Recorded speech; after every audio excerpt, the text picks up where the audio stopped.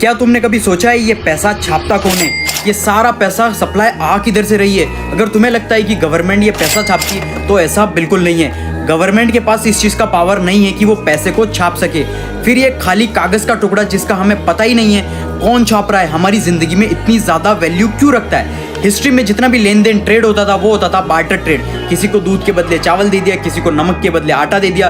फिर सोने के सिक्कों पर ट्रेड होने लगा क्योंकि सोने के सिक्के कुछ ना कुछ वैल्यू होल्ड करते थे।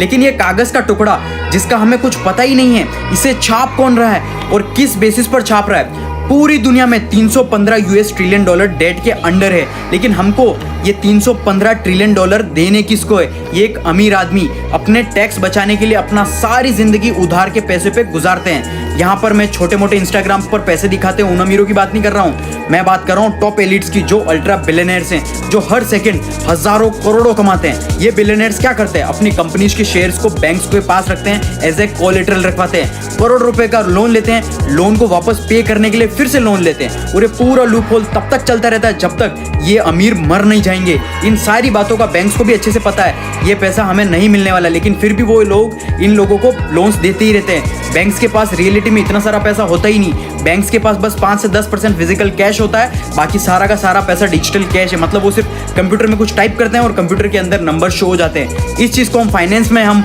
फाइनेंशियल रिजर्व बैंकिंग बोलते हैं। ये सारी चीज़ें बहुत ही ज़्यादा कॉम्प्लिकेटेड बनाई गई हैं ताकि कोई गरीब और मिडिल क्लास कभी समझ ही ना पाए। लेकिन अगर तुम थोड़ा सा फोकस करोगे तुम्हें समझ में आ जाएगा कि ये सिस्टम डिज़ाइन ही इस तरीके से किया गया है कि मिडिल क्लास और गरीब लोग हमेशा इस कागज़ के टुकड़े के नीचे दबे रहें और टॉप एलिट्स बिलियनर्स उनका पैसा वेल्थ ग्रो करते ही रहे, हर दिन अमीर बनते ही रहे। ऐसा और वैल्यूबल कंटेंट के लिए मुझे फॉलो ज़रूर कर लेना।